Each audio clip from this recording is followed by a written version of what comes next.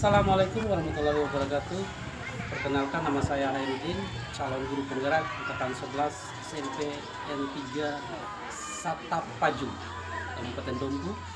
Dan hari ini saya akan memaparkan terkait dengan diseminasi aksi nyata modul 1.4 budaya positif.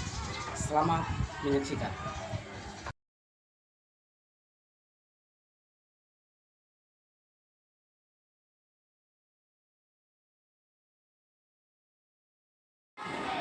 Baik, Assalamualaikum warahmatullahi wabarakatuh. Waalaikumsalam warahmatullahi wabarakatuh. Selamat pagi Bapak Ibu guru hebat. Terima kasih atas waktu dan kesempatannya di dalam kegiatan kami sebagai guru penggerak. Dan kali ini kami akan coba memaparkan terkait masalah aksi nyata atau diseminasi budaya positif yang Modulo dapatkan di guru penggerak. Mudah-mudahan apa yang kita sampaikan ini bisa kita aplikasikan di sekolah SMP Negeri Satapaju.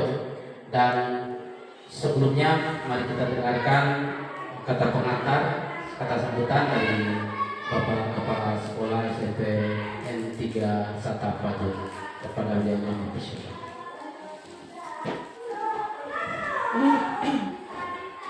Bismillahirrahmanirrahim. Assalamualaikum warahmatullahi wabarakatuh. Waalaikumsalam. Alhamdulillahirabbil alamin. Saya ucapkan terima kasih kepada Bapak dan Ibu guru SMP Negeri Satapaju yang hari ini secara mendadak saya katakan kita melaksanakan satu kegiatan yang dilaksanakan oleh salah seorang warga kita yang telah terjaring sebagai guru penggerak. Tentu saja di dalam melaksanakan kegiatan sebagai seorang guru penggerak ada banyak kegiatan-kegiatan yang dilakukan. Salah satu di antaranya apa yang kita laksanakan pada hari ini yaitu melaksanakan aksi nyata dengan topik atau budaya apa namanya budaya positif. Semoga saja apa yang diterapkan oleh Pak Hairudin SPD selaku salah seorang guru penggerak di sekolah kita ini dapat kita terapkan demi kemajuan di sekolah ini. Bukan saja diperuntukkan kepada pribadi Pak Hairudin, tetapi semua kita yang ada di SMP Negeri 3 Satapaju ini untuk melaksanakannya. Beberapa waktu yang lalu kita telah membahas tentang visi-misi sekolah. Diharapkan apa yang disampaikan hari ini kita mampu menerapkannya sesuai dengan visi dan misi sekolah yang telah dibahas sebelumnya. Oleh karena itu harapan saya, mungkin saya tidak perbanyak penyampaian ini, harapan saya mohon diikuti ini selama kegiatan dengan harapan apa yang disampaikan oleh Pak Hairudin ini nanti secara perlahan kita tidak bisa kita laksanakan mungkin secara spontan, 100%, tetapi bertahap pelan-pelan kita laksanakan. Yang ujung-ujungnya apa yang kita harapkan di sekolah kita ini tercapai sesuai dengan visi dan misi yang kita programkan beberapa hari yang lalu. Mungkin itu lebih kurang. Mohon Pak Hairudin nanti bisa menjelaskan karena memang hal ini adalah ini sehingga waras pengguna. Memang lama sih diterapkan mungkin untuk kita ini. Jadi mohon diberikan arahan bagaimana sih yang seharusnya yang namanya aksi nyata ini. Diharapkan aksi nyata ini bukan saja untuk seluruh penggerak, tetapi kita semua. Dan sudah masuk di persyaratan dalam hal kinerja kita dalam penyusunan SK SKP atau kinerja juga diminta sebagai bukti fisik nanti itu pada PMN. Inilah harapan saya, semoga itu diikuti kepada Bapak Ibu guru yang tidak berkesempatan nanti dilanjutkan begitu. Mungkin itu lebih kurang Bapak Ibu. Mohon maaf. Saya akhiri billahi taufiq wal hidayah. Assalamualaikum warahmatullahi wabarakatuh. 31 atap pajak yang telah memberikan arahannya, mudah-mudahan apa yang menjadi arahan Bapak Kepala Sekolah menjadi inspirasi dan motivasi buat kita semua terkait dengan budaya positif yang ingin kita aplikasikan di sekolah kita. Selanjutnya pada minta tidak usah tegang ya, kita tegang, relax saja, santai, karena kita hari ini kita berbicara tentang budaya positif. Kalau kita berbicara tentang budaya positif berarti kita harus berpikir positif, ya kan? Halo, kita relax, santai, jangan tegang, karena memang ini adalah langkah awal kita untuk menuju pada budaya positif sekolah. Nah, di dalam forum ini juga meminta kita semua untuk menyepakati suatu kesepakatan forum. Yang pertama itu menghargai siapapun. Yang kedua menjadi pendengar yang baik. Kira-kira ini adalah sebagai pemantik dari Mada. Kira-kira apa lagi yang ingin jadi kesepakatan forum kita hari ini? Ya, oke. Baik. Baik, Bapak Ibu guru hebat. Jadi kita langsung masuk ke materi kita. Jadi seorang guru yang baik itu harus memiliki kemampuan dalam mewujudkan budaya positif di sekolah. Budaya positif tersebut dapat dijalankan dengan menerapkan konsep-konsep inti. Nah, ada 8 konsep inti yang perlu kita pahami oleh guru. Ya, semua guru yang ada di elemen sekolah kita ini harus memahami. Yang pertama itu perubahan paradigma baru. Yang kedua, disiplin positif. Yang ketiga, nilai kebajikan. Keempat, kebutuhan dasar manusia. 5, motivasi perilaku manusia. 6, posisi kontrol restitusi. 7, keyakinan sekolah atau kelas. Ke-8, segitiga restitusi. Nah, dari ke-8 ini nanti kita akan bahas satu persatu. Apa maksud daripada poin-poin daripada konsep-konsep inti dalam menerapkan budaya positif. Yang pertama tentang perubahan paradigma. Yang perlu kita pahami dulu, paradigma itu kan cara pandang ya, atau kita hasil analisis, kita menganalisis sebuah apa yang menjadi yang ingin kita lakukan. Nah, pembelajaran dengan paradigma baru ini ya merupakan pembelajaran yang dirancang berdasarkan prinsip pembelajaran berdiferensiasi, sehingga murid belajar sesuai dengan kebutuhannya berdasarkan tahap perkembangan sesuai teori psikologi modern untuk mewujudkan profil pelajar Pancasila. Nah, Bapak Ibu guru, jadi di dalam profil pelajar Pancasila itu kan ada 6 elemen, ya kan? Beriman, bertakwa kepada Tuhan Yang Maha Esa dan berakhlak mulia, mandiri, bernalar kritis, berkebinekaan global, gotong royong dan kreatif. Nah, ini adalah langkah awal untuk kita membuka cara pandang kita terhadap pendidikan kita hari ini. Ini adalah sebuah rancangan yang dirancang oleh pemerintah. Nah, selanjutnya ini adalah miskonsepsi tentang teori kontrol. Ini yang sering kita lakukan di sekolah-sekolah. Ya, di sekolah-sekolah itu kita sering lakukan ini. Nah, yang pertama itu ilusi guru untuk mengontrol murid. Kita itu hanya sebuah ilusi ingin mengontrol murid itu, tidak dari hati. Yang kedua, ilusi bahwa semua perbuatan positif efektif dan bermanfaat. Seakan-akan kita itu apa yang kita lakukan itu sudah yang terbaik buat anak-anak kita. Kita menghukum mereka seakan-akan sudah bermanfaat. Ternyata belum mengenal. Nanti kita akan bahas tuntas hari ini. Ilusi yang ketiga tentang kritik dan membuat rasa bersalah mampu menguatkan karakter. Kita sering mengatakan, anak mau jadi apa kamu nanti? Nah, ini adalah kita mau menggali bahwa siswa itu merasa bersalah terhadap kita.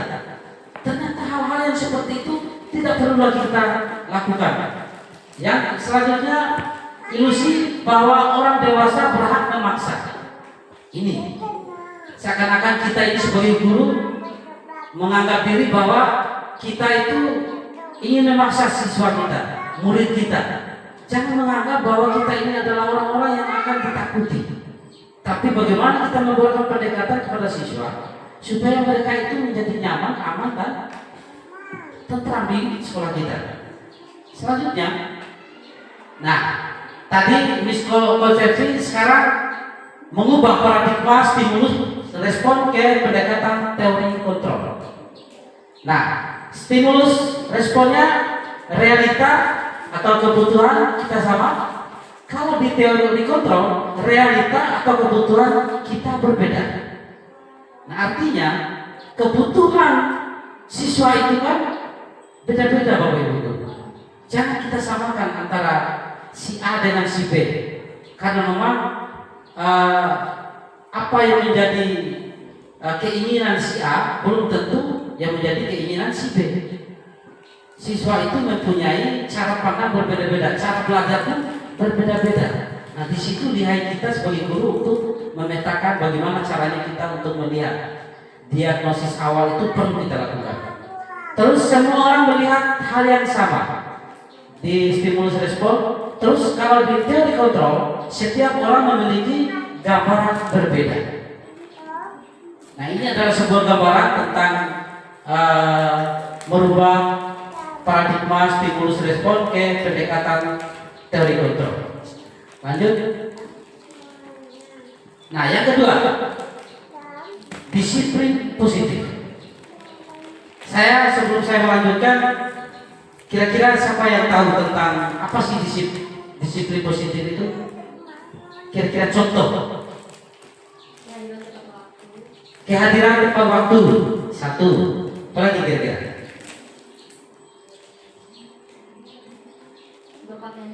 Berpakaian rapi. Apa lagi? Ada lagi? Oke, sangat luar biasa Ibu Rahmawati, Asti Rahmawati, sangat luar biasa. Betul sekali, disiplin positif itu adalah ketepatan waktu, harus menghargai waktu, atau disiplin dalam berpakaian. Itu adalah salah satu daripada disiplin positif yang perlu kita tingkatkan, yang perlu kita bina di SMP kita ini. Terus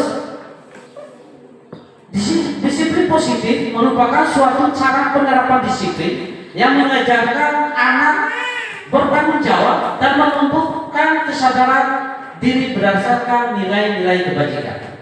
Nah, disiplin positif maksudnya yaitu penerapan disiplin itu mengajarkan anak untuk bertanggung jawab, bukan karena paksaan dari orang lain, bukan karena hukuman, tetapi lahir daripada diri pribadi siswa itu sendiri. Nanti kita akan bahas bagaimana cara dan langkah-langkahnya. Terus yang selanjutnya, disiplin positif lebih ke arah disiplin diri yang dapat mengontrol diri dalam melakukan segala tindakan. Jadi disiplin positif ini bukan pengaruh dari luar ya, tetapi pengaruh dari pribadi anak itu sendiri. Bagaimana mereka bisa melahirkan ide-ide untuk merubah diri, bukan paksaan atau atas dasar hukuman dari gurunya. Itu yang perlu kita pahami. Nah, yang selanjutnya, disiplin diri dapat membuat murid memahami dan menyadari berdasarkan motivasi internal, bukan akibat paksaan, pujian atau hukuman. Itu yang sudah paparkan tadi. Jadi disiplin diri itu memang lahirnya dari diri pribadi. Ya, tadi kemarin ada melihat ada salah satu siswa kita yang dihukum di depan itu disuruh hormat menghadap ke bendera di tengah terik matahari. Hal itu tidak perlu lagi kita lakukan. ada hal yang tepat yang harus untuk kita lakukan nanti. Nah, nilai kebajikan. Apa sih nilai kebajikan itu? Ya. Jadi nilai-nilai kebajikan itu adalah nilai yang disepakati bersama, lepas dari suku bangsa, apa suku kita, apa agama kita, apa bangsa kita, dan dari mana latar belakangnya kita. Itu. Jadi contoh nilai-nilai kebajikan institusi atau organisasi, yang pertama itu kan profil pelajar Pancasila. Kita sudah tahu bagaimana ada 6 elemen P5. Terus ada kriteria program, yaitu tentang toleransi, rasa hormat, integritas, mandiri, menghargai, antusias, empati, keingintahuan, kreativitas, kerjasama, percaya diri, dan komitmen. Terus yang ketiga, keterampilan hidup atau life skill. Nah, di dalam life skill ini dapat dipercaya lurus hati, pendengar yang aktif, tidak merendahkan orang lain, dan memberikan yang terbaik dari diri. Itu ya. Lanjut. Nah, tentang kebutuhan dasar manusia. Ya, kira-kira apa sih kebutuhan dasar manusia? Kebutuhan yang wajib Ya, kebutuhan yang wajib, kebutuhan dasar manusia. Kira-kira salah satunya apa? Satu-satu. Ini ya bisa ke tentang makanan, ya kan? Terus yang kedua, kasih sayang dan rasa diterima. Bagaimana kita sebagai guru, kita menyayangi mereka, mereka itu diterima di dalam komunitas itu, di dalam kelas itu, bahkan di dalam kelompok-kelompok yang kita bagikan.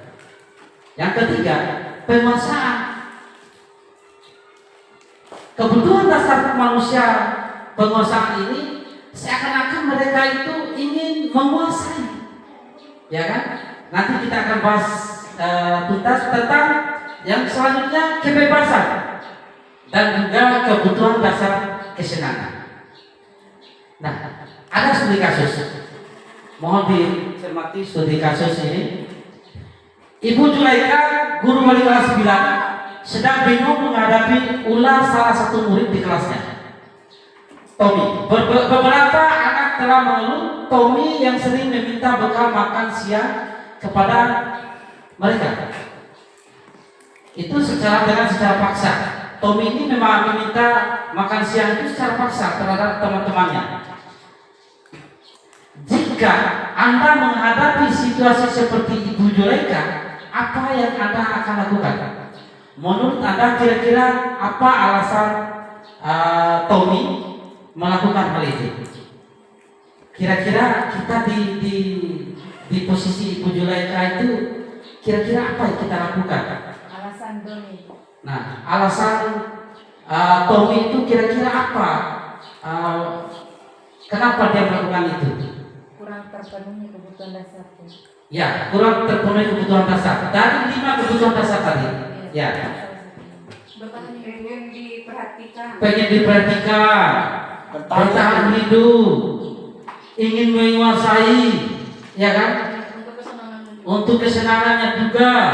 Bagaimana dia melakukan itu, ingin disayangi juga, karena itu adalah dasar dia. Nah, baik. Alasan yang pertama Tommy itu adalah karena ia lapar, ya kan? Mungkin karena orang tuanya tidak memberikan bekal kepada dia, ya. Nah, di sini dia sedang memenuhi kebutuhan tentang bertahan hidup, bukan karena ingin merampas atau memaksa kepada temannya. Ya, kemungkinan orang tuanya tidak memberikan bekal kepada anak itu. Nah, artinya kebutuhan dasar dia itu, dia ingin memenuhi kebutuhan dasar apa? Bertahan hidup. Selanjutnya, alasan Tommy yang kedua, karena dia merasa senang temannya jadi memperhatikan dia.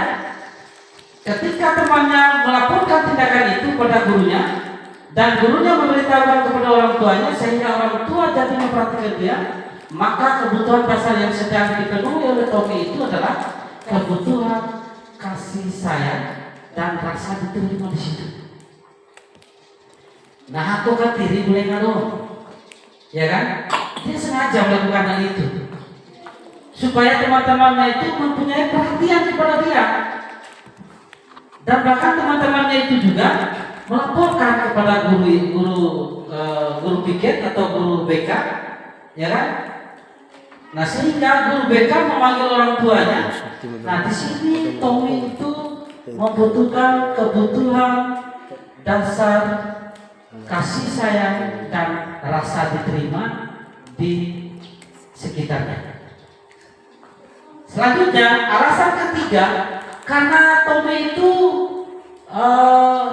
ingin temannya itu takut dengan dia dan menuruti apa yang menjadi keinginan dia. Nah, di sini kan ada kira-kira karakter atau sifat anak kita itu mengganggu teman, seakan-akan dia itu ingin menguasai.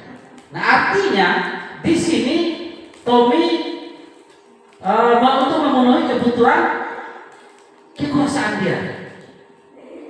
Sudah ada 3 kebutuhan dasar. Yang keempat, karena dia merasa bosan dengan bekal makanan yang dibawa oleh ibunya atau yang diberikan oleh ibunya. Karena ibunya selalu membawakan bekal yang sama, ya kan? Mencoba dan dia ingin mencoba makanan teman-temannya yang beraneka ragam. Nah, di sini dia ingin memenuhi kebutuhan kebebasan. Dia tidak ingin dengan menu yang itu saja yang dikasih orang tuanya. Dia sekali-sekali ingin sebuah kebebasan, memenuhi kebutuhan kebebasan dengan mencicipi menu-menu yang beda dari apa yang dia punya. Nah, itu. Terus yang kelima, yaitu karena ia melakukannya karena isin saja dan ia menikmati ekspresi wajah teman-temannya yang besar. Kadang dia iseng ingin mengganggu teman-temannya. Nah, di sini dia ingin memenuhi kebutuhan kesenangan dia. Madala lompat Tommy. Madala lompat Tommy. Ya, lanjut. Perlu speaking ya, supaya nggak tegang. Ya, ice speaking. Ya, speaking juga kita bisa aplikasikan atau kita mainkan di kelas juga ya. Ini sudah terbiasa mungkin. Maka ingin di kelompok di deretan ini membuat sebuah pertanyaan dengan kata dasar mengapa, dan yang kelompok ini membuat jawaban dengan kata karena tanpa harus saling bertanya. Langsung aja mengapa, contohnya mengapa saya harus datang. Nah, kalau di sini ya karena saya ingin hidup bisa. Karena aku orang baik. Ya, coba. Seperti ini. Oke, kita lanjut ya, sudah speakingnya. Ya, kita masuk kepada motivasi perilaku manusia. Apa sih motivasi perilaku manusia menurut kita?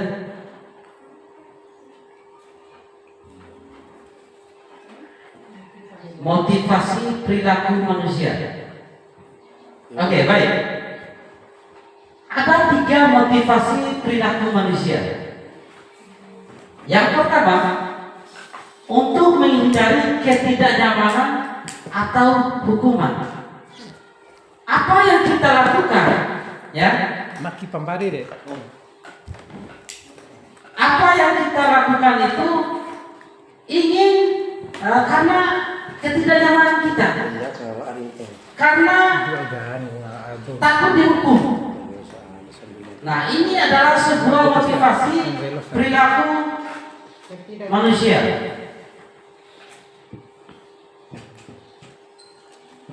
Yang kedua, untuk mendapatkan imbalan atau penghargaan dari orang lain. Terkadang siswa kita, kalau kamu bisa mengerjakan ini, saya akan kasih hadiah. Ya. Itu contohnya. Kalau yang pertama tadi karena tidak nyaman atau karena takut terhadap hukuman, saya harus kerjakan PR ini. Nanti kalau saya nggak kerjakan nanti dihukum. Itu contoh. Yang ketiga, Yang kedua itu Bang, senior. yang kedua mendapatkan imbalan atau penghargaan dari orang lain. Terkadang siswa kami tadi sudah saya paparkan. Terkadang siswa itu, ya, kalau dia ingin menjadi juara, dia menginginkan hadiahnya, bukan karena betul-betul dari hatinya belajar itu, ya kan? Ya. Terus yang ketiga, untuk menjadi orang yang mereka inginkan dan menghargai diri sendiri dengan nilai-nilai yang mereka percaya. Dua di atas itu tidak perlu dilakukan. Itu motivasi eksternal. Nah, yang kita inginkan di sini adalah motivasi internal daripada siswa itu sendiri, yaitu untuk menjadi orang yang mereka inginkan dan menghargai diri sendiri. Tidak tanpa harus takut terhadap hukuman, tidak harus mendapatkan hadiah untuk melakukan itu. Dia tidak akan memikirkan bagaimana dia mengerjakan tugas dia, ya, untuk mendapatkan hadiah, atau karena dia takut terhadap hukuman yang diberikan oleh gurunya. Itu. Terus yang posisi kontrol restitusi. Nah, bahasa restitusi ini adalah bahasa baru ya. Bahasa baru yang kita dengar. Bukan bahasa lama baru dengar. Oke. Ada 5 posisi kontrol restitusi. Yang pertama, guru sebagai penghukum. Terkadang ini sering ya. Iya. Sering ya kita lakukan. Jarang kalau nggak bisa. Ya, maksudnya ini pernah kita lakukan. Ya, Pernah kita lakukan. Ya. Yang kedua, guru sebagai pembuat rasa bersalah. Sekarang siswa itu kita bertanya, padahal bertanya kita itu untuk kebaikan dia menurut kita. Padahal kita sudah membuat dia merasa bersalah. Nanti kamu mau jadi apa ke depan? Itu bahasa sebenarnya itu bahasa baik. Cuma merasa bersalah dia terhadap apa yang dilakukan. Yang ketiga, guru sebagai teman. Yang keempat, guru sebagai pemantau. Yang kelima, guru sebagai manajer. Nah,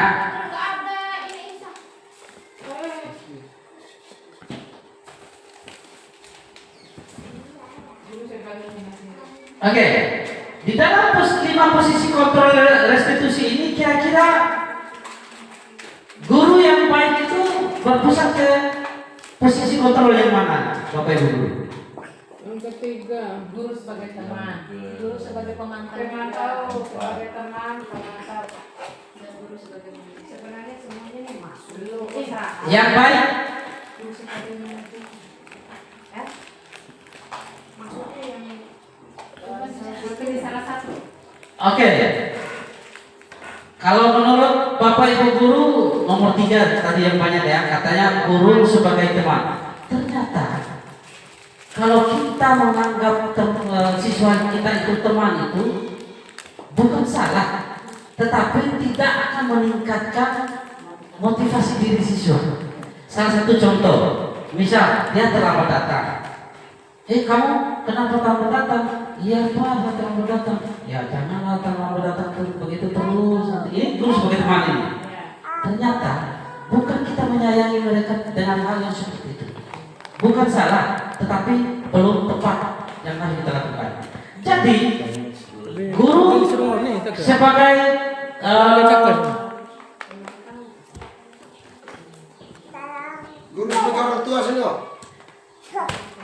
Jadi posisi kontrol restitusi yang baik buat kita itu adalah guru itu sebagai manajer.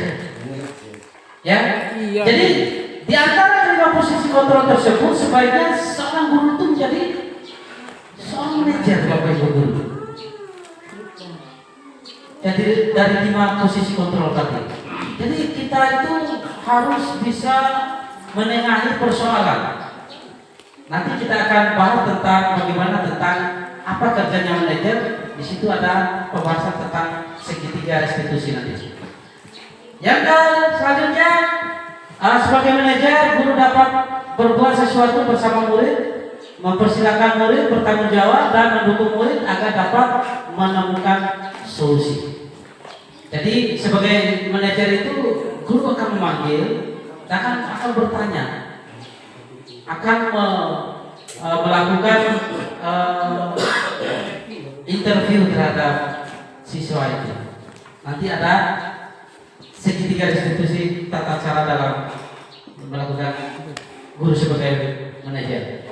Selain itu, posisi manajer juga mengacu pada restitusi yang dapat menjadikan murid sebagai manajer bagi dirinya, sehingga dapat tercipta identitas positif pada diri murid. Jadi sebagai posisi manajer juga kita memberikan kita memberikan peluang kepada siswa kita untuk menilai diri mereka sendiri. Apa yang mereka lakukan, bagaimana untuk merubah diri mereka, itu juga mereka harus bisa menilai menjadi diri mereka menjadi manajer bagi diri mereka sendiri. Selanjutnya, keyakinan sekolah. Saya rasa mungkin sudah ada ya di antara kita membuat sebuah keyakinan sekolah. Kalau dulu kesepakatan sekolah, sekarang sudah agak berubah, hanya berubah redaksinya. Ya, tetapi perbedaan antara kesepakatan sekolah dengan keyakinan sekolah itu mempunyai perbedaan juga. Kira-kira apa perbedaan tentang keyakinan dengan kesepakatan? Siapa yang beda? Kesepakatan itu harus banyak orang yang Mulai musyawarah, kesepakatan. Keyakinan sekolah atau kelas ini sama-sama dengan banyak orang. Oke, keyakinan sekolah itu adalah kita membuat sebuah keyakinan di dalam kelas bukan atas dasar daripada gurunya sendiri, melainkan bersama siswanya.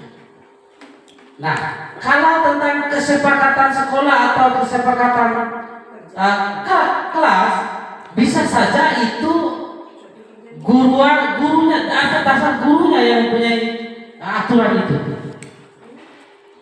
Kalau keyakinan itu kita misalnya sebelum kita masuk di awal-awal tahun ajaran, kita akan membuat sebuah kesepakatan kelas.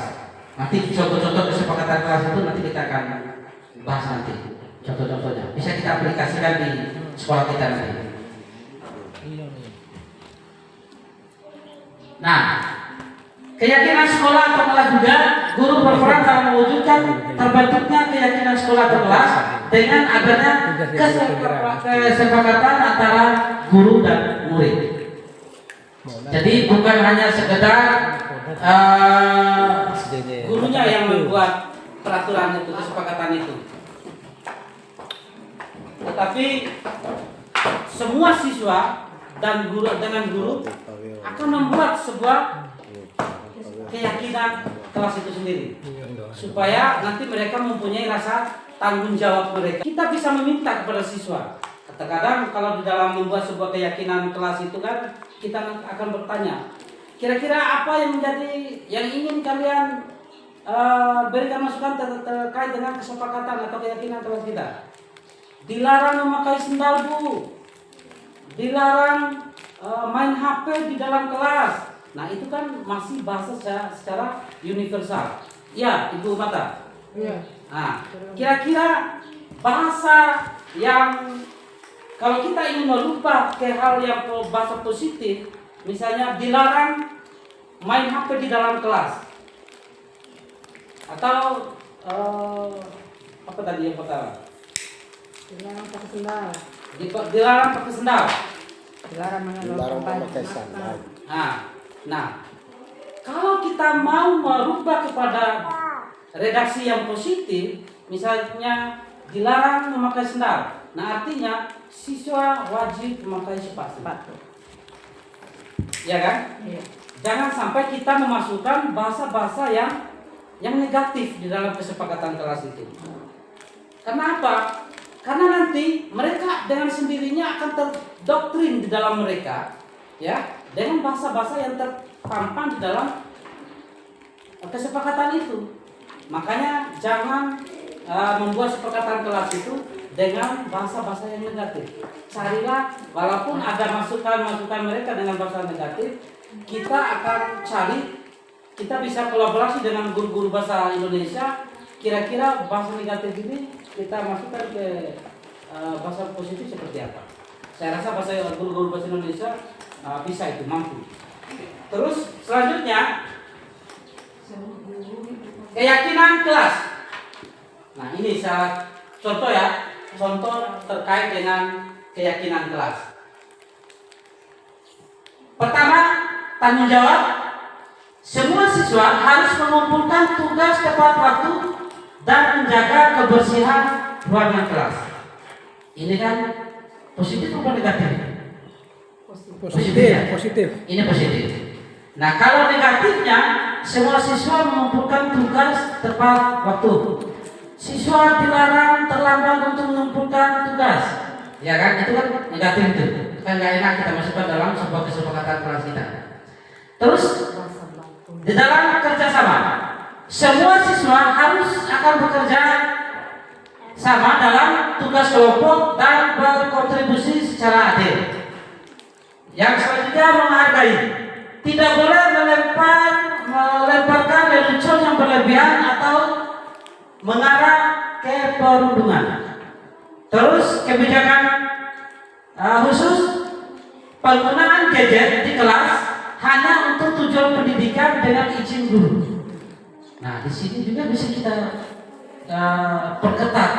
Kita sama-sama tahu kan, siswa kita ini main gadgetnya sangat luar biasa. Dan bagaimana kita membuat kesepakatan kelas ini tentang semua siswa itu kalau bisa membawa gadget, tetapi pada saat dibutuhkan, pada saat jam-jam pembelajaran. Selanjutnya, partisipasi aktif.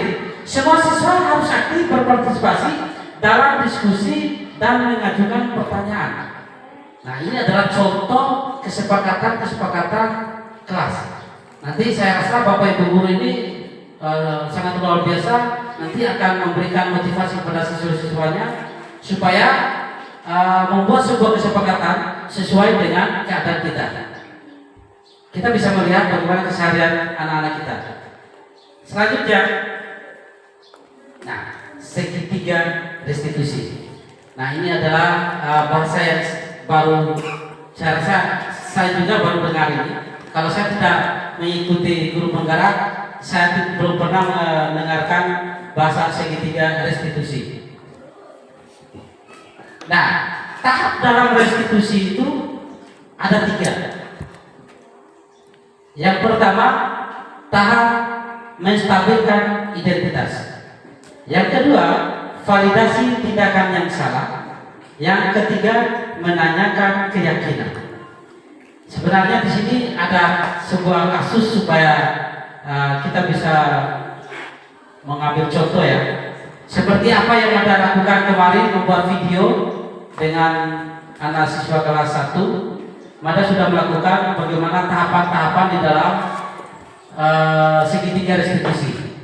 Jadi maksudnya segitiga restitusi ini ketika ada siswa yang bermasalah, sebenarnya guru BK ini yang punya peran penting di dalam segitiga restitusi ini.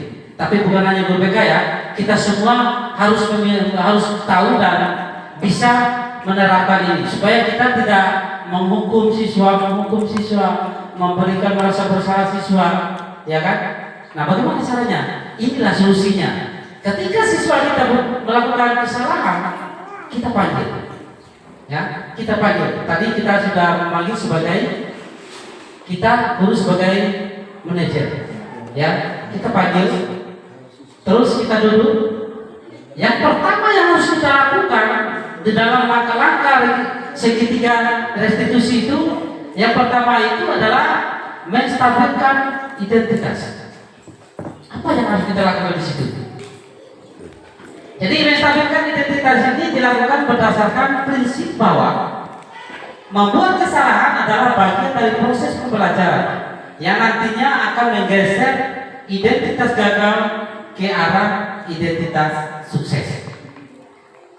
Kita akan tanya, ya, contohnya ya, berbuat salah itu hal yang manusiawi, tidak ada manusia yang sempurna. Ini adalah kita menstabilkan siswa. Ya, kita akan tanya, anakku, ini siswa yang berhadapan dengan siswa yang bermasalah ya. Anakku, tidak ada manusia itu yang sempurna. Semua manusia pasti pernah salah. Pak guru pun pernah salah. Nah, ada beberapa pendekatan yang harus kita lakukan. Jangan langsung menjustis pada siswa itu, jangan langsung hukum siswa itu, supaya kita bisa merubah mereka. Nah, kita pasti bisa menyelesaikan permasalahan ini, ya kan? Itu selanjutnya yang harus kita lakukan kepada siswa itu, kita pasti bisa menyelesaikan masalah ini, ya kan? Terus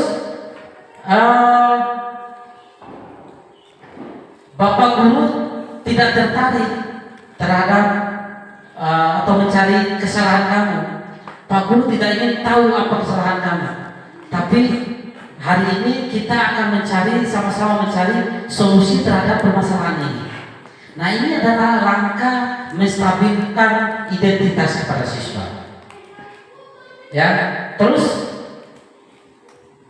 langkah kedua yaitu validasi tindakan yang salah.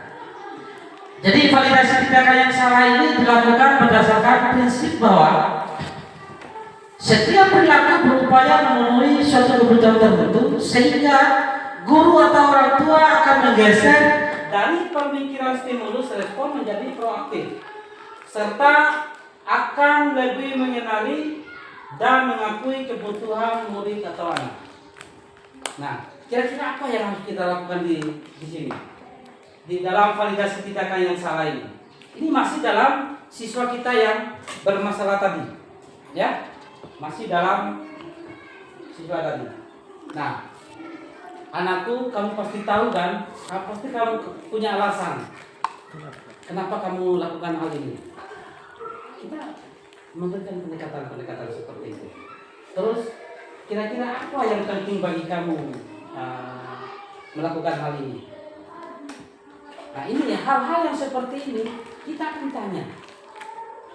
Terus, maukah kamu belajar cara lain untuk mendapatkan apa yang kamu butuhkan tanpa harus bertindak atau memukul, misalnya dalam hal permasalahan pemukulan?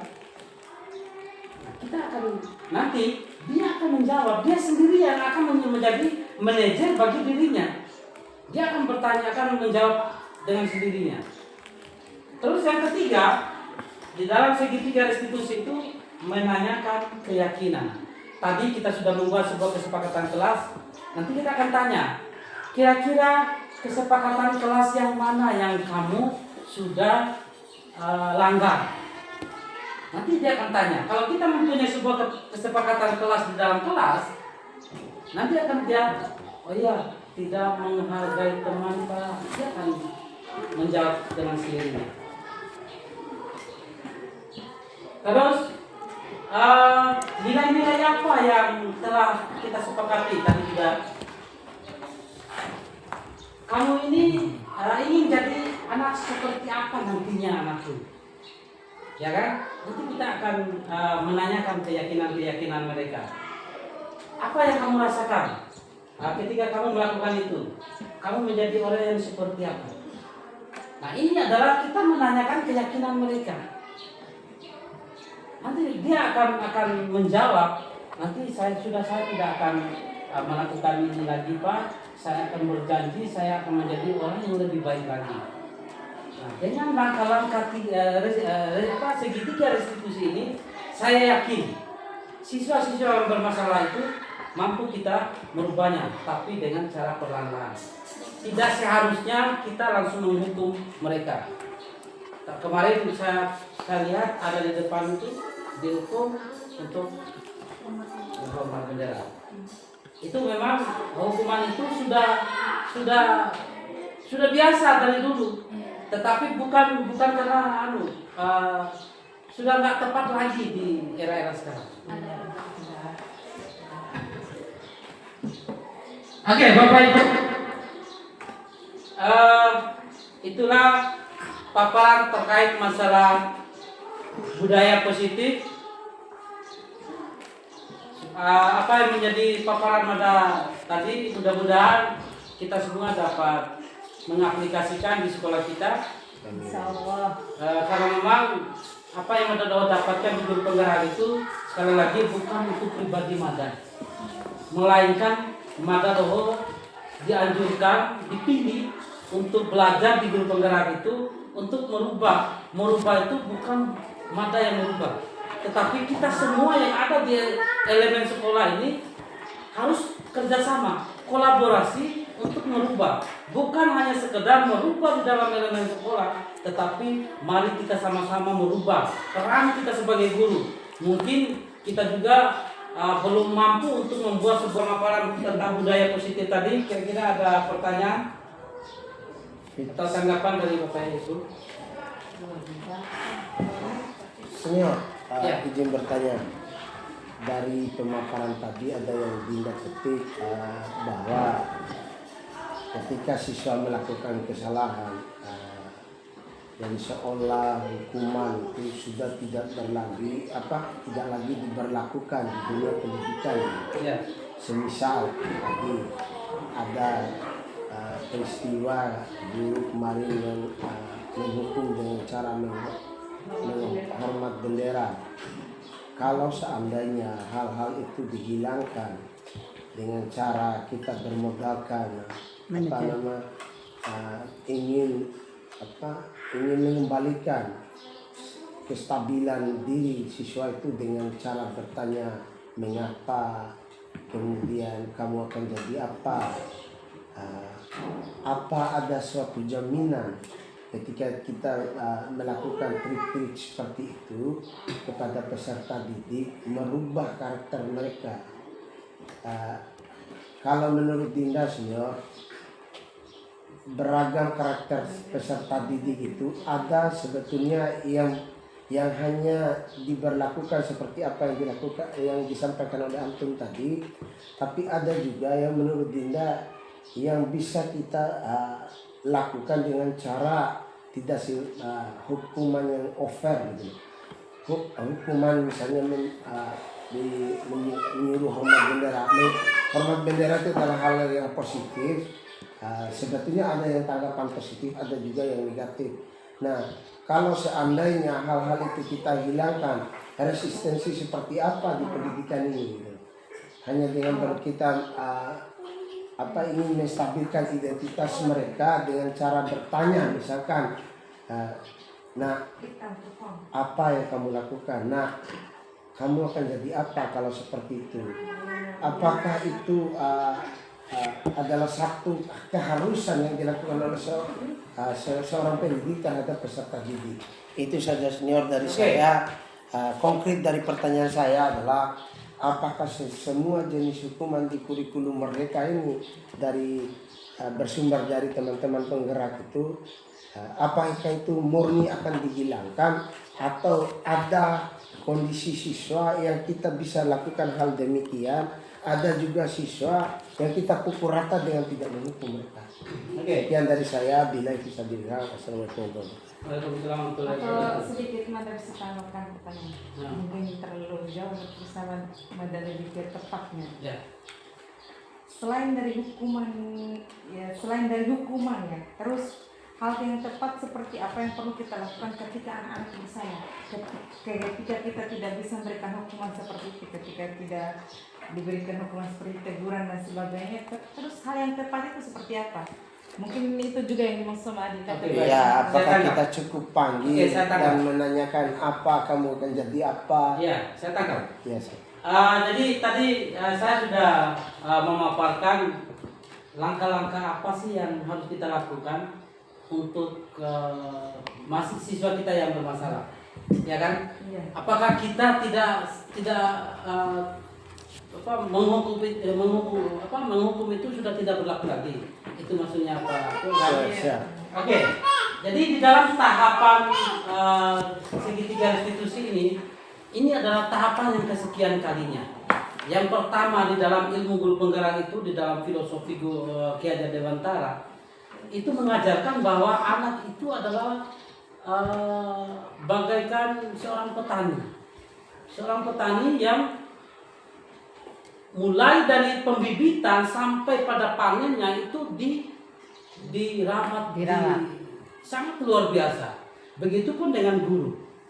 Nah, kita kembali kepada hukuman tadi. Kalau berbicara tentang hukuman, salah satu contoh menghormat bendera, saya rasa itu sudah tidak lagi menunjukkan nilai pendidikannya. Misalnya dia salah tidak mengerjakan tugas.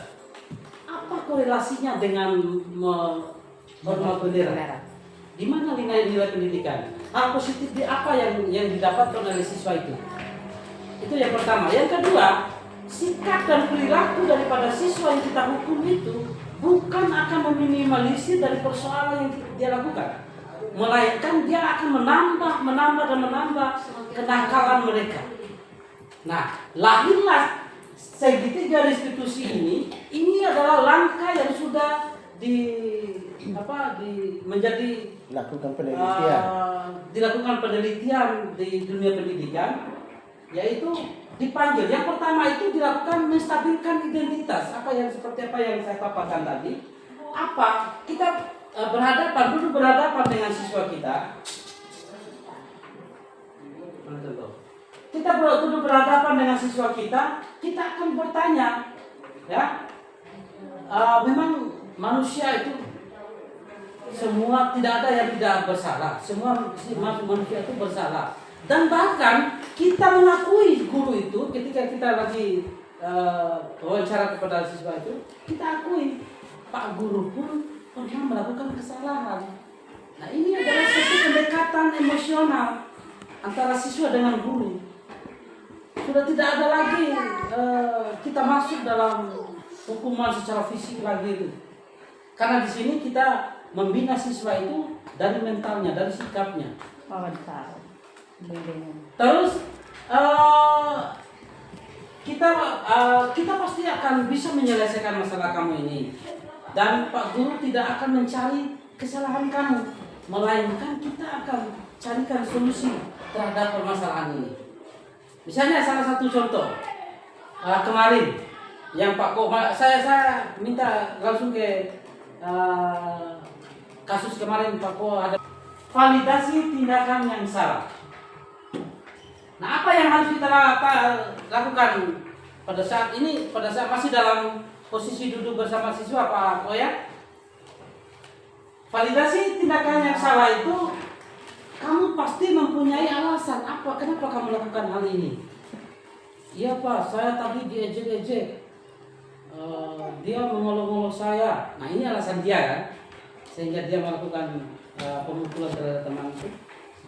Dia mengolok, oh iya, itu kan pernah biasa mengolok-olok, mengejek-ejek itu bukan betul-betul mengejek, tapi karena dia tahu kamu itu adalah temannya, dia tahu karena kamu itu adalah saudara di sekelas ini, di sekolah ini. Nah, setelah itu mau kamu berubah terhadap ini. Saya yakin siswa itu akan menjawab, mau Pak. Nah, kira-kira kita tanya, kita suruh menjadi manajer, kira-kira dengan cara apa kamu berubah? Kita tanya balik. Ya, saya harus menghargai teman, saya tidak boleh langsung mengambil tindakan ini itu terhadap persoalan yang dia lakukan. Nah, hal-hal itulah yang kita memang sangat sulit Pak Ko makanya saya tadi katakan kita lihat SDM. SDM-nya kita ini seperti apa. Makanya menuntun kita ini jangan kita tuntut, tapi kita menuntun. Ya, kita menuntun siswa kita ini. Lambat laun tidak mungkin kita seperti membalikan telapak tangan kalau ini merubah itu. Paradigma kita itu kita harus bisa berlanjut. Tidak seketika ente pakai nari-nari kita lakukan. Jangankan kita mau merubah siswa kita, merubah pribadi diri kita sendiri saja itu belum mampu kita lakukan. Tetapi kalau kita betul-betul ingin merubah, kenapa tidak kita refleksi diri? Iya kan? Siap. Itu sama ya dengan Ibu Rahma. Iya, Pertanyaannya, mungkin ada yang lain? Oke. Terima kasih Bapak Ibu Guru hebat, sangat luar biasa. Terima kasih sekali lagi atas waktunya, kesempatannya telah bersama Mada untuk membahas terkait dengan budaya positif. Mudah-mudahan apa yang kita bahas ini bisa kita aplikasikan. Mulai daripada yang paling penting itu menurut Mada yang harus kita lakukan pertama itu ya coba kita membuat sebuah keyakinan kelas. Karena di sana itu adalah antara guru dengan siswa, kita buat sebuah kesepakatan kelas itu, kita tempel di dalam kelas. Ketika siswa melakukan kesalahan, kita panggil kesepakatan kelas mana yang sudah kamu langgar. Nah, dengan lambat laun nanti sikap dan perilaku siswa itu akan diarahkan. Oh iya, kalau saya melakukan ini, saya akan melanggar terkait dengan persoalan ini. Itu nanti langkah awal. Dan saya minta mulai hari ini coba kita terapkan tentang segitiga restitusi ini, Pak Ko. Nanti kalau nanti juga saya akan, kemarin sudah saya praktekkan, cuman ke depan ini saya ingin betul-betul praktek di dalam sekolah SMP 3 Sata Pajo ini.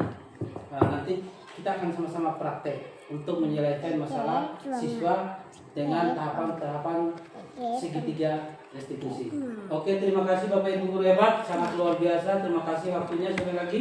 Mada Airi tentang diseminasi hari ini tentang budaya positif. Terima kasih sekali lagi, terima kasih banyak. Mada Airi, wallahu muwaffiq. Wassalamualaikum warahmatullahi wabarakatuh. Keren. Waalaikumsalam warahmatullahi wabarakatuh.